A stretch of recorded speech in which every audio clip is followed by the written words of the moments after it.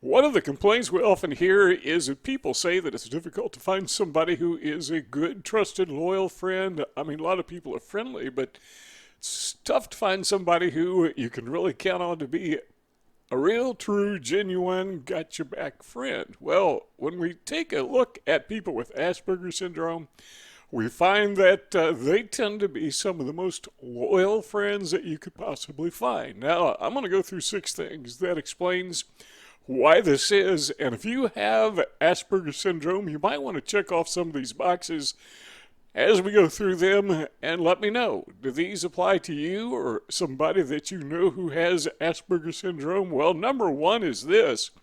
People with Asperger syndrome tend to be very loyal friends. That is somebody that, yeah, you can count on. So if they're going to be your friend today, you can plan on them being there a year from now, 5 years from now, rest of your life, because people with Asperger syndrome know what it's like to not have friends.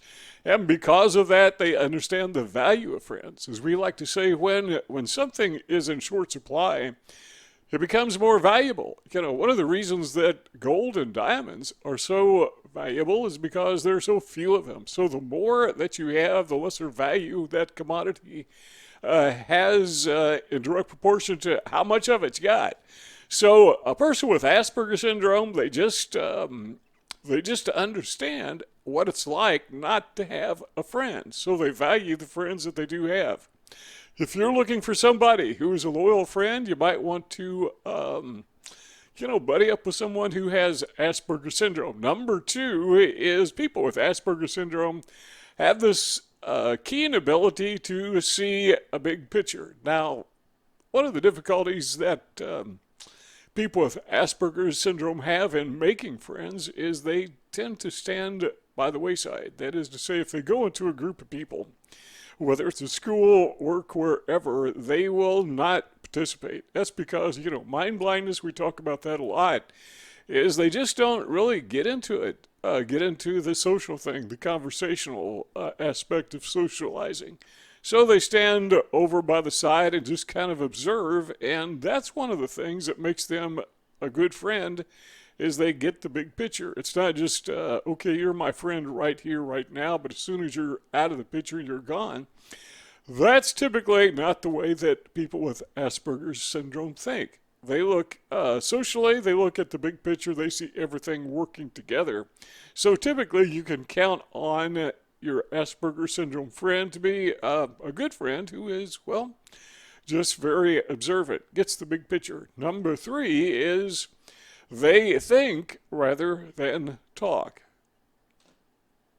That can be a problem because if you have a friend and the friend doesn't want to talk, well, there's not much to talk about, is there? But on the other hand, if you want a friend who is a thinker, who when they do have conversation, it's meaningful, that's when you want an Asperger syndrome person, an Aspie, to be your friend because, well, these people tend to be deep in thought just about all the time. Now, sometimes they actually overdo it. I know sometimes I'll catch myself ruminating about things in the past, overthinking things, but yeah, that can be a problem, but I think that's preferred to not thinking at all. Okay.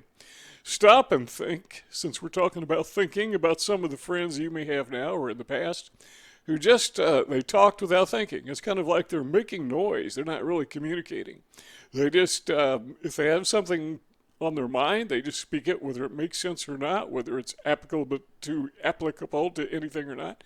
They just talk. That's usually not the case with a person with Asperger syndrome. When they do talk, it's meaningful. So the bottom line of that is you can have meaningful conversations with people with Asperger syndrome and not conversations that are just, what is the word? Superfluous. Number four is what we would say confidant or your confidants. That is to say that when you share information with a person with Asperger syndrome, typically, they can be, not always, but typically you can count on them to keep it quiet. There's some information you want to tell people, a good friend, and you want it to stay there. Okay, Aspies are not perfect people. They do gossip like everyone else. but they don't talk as much as other people. They don't engage in conversation as much as other people, and because of that, they don't gossip, because that's basically conversation. And also, they tend to be honest people.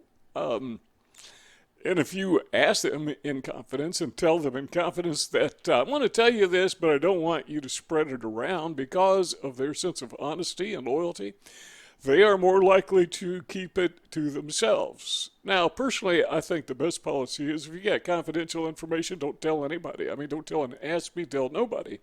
But if you are going to tell somebody, want to keep it quiet, probably an Aspie is the best person to tell.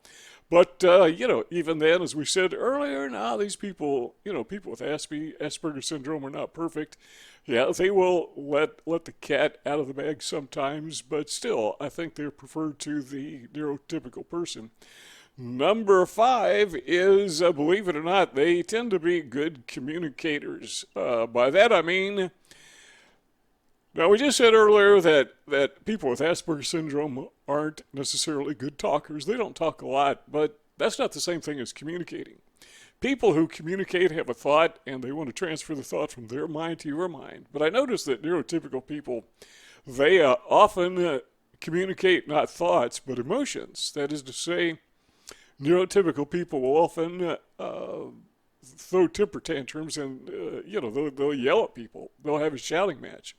But if you're wanting someone who is just communicating thoughts and ideas, not emotions, typically the person to go to is a person with Asperger syndrome. That's not to say they don't get angry, that they don't have other emotions. They don't get silly a lot. They don't. They tend to have good senses of humor, some of them, but their conversation is usually serious. Sometimes not.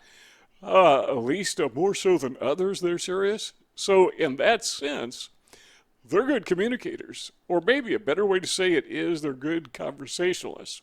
Number 6 is they actually make good spouses because, well, that goes all the way back to number 1. They tend to be loyal. If you marry someone with Asperger syndrome, now keep in mind, there are exceptions to all of these rules, but if you marry somebody with Asperger syndrome, typically they plan on sticking with you till the bitter end. Well, maybe the happy end, however it ends. But they marry for life usually. Again, there are some exceptions.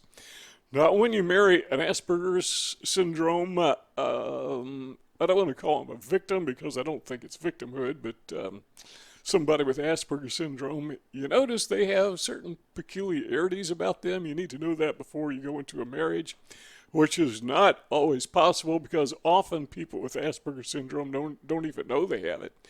But when you go into a marriage, lifelong commitment with Aspie, what you find out is they don't talk a lot. If you're planning on having these long conversations or talking all the time back and forth with Aspie, that's not going to happen. So if that's what you're looking for in a relationship, you need to be forewarned. And sometimes people marry an Aspie and they think this person doesn't love me because they're not talking to me. Well, they express love in different ways. They have ways of communicating that are not verbal. So you need to keep that in mind. But the overriding reason that you want to marry a person with Asperger syndrome, where you may consider that, is because, well, they're loyal. But they do have meltdowns. Got to watch out. They are going to have times where they seem to be throwing a temper tantrum, which is not what that is at all. But people with Asperger syndrome, stresses, pressures of life, which are particularly intense because they're on the spectrum. They're on the autism spectrum. Those things, sometimes they just come to a head, so to speak, and they may have this meltdown, something akin to an explosion. You think it's a temper tantrum, but it's really not, and they get over it, and life goes on. So if you're going to get into a long-term relationship with a person with Asperger syndrome, you need to keep that in mind because, yeah, that's important. But know how to deal with it. But if it's loyalty, if that's the most important thing you're looking for in a relationship, typically an Asperger syndrome person, an Aspie is, they're going to make a pretty good friend. Whether it's long-term or short-term, somebody, you want to hang out at work or school, whatever, this is the guy to hang out with. And by the way, they typically don't have a lot of friends, so you could be a loyal friend to them as well. Now, if you're on the spectrum, if you have Asperger syndrome, I'd be curious, do you agree with me on these points? Is there something here I'm missing? Maybe I'm out of line on one or two of them? Let me know in the comments section what your opinion is, and we'll pass that on. Take a look at those two rectangles on the screen. If you want to keep hanging out together, keep talking, just click one of those two rectangles and the conversation will keep on going. If not, thanks for stopping by, and we'll see y'all next time.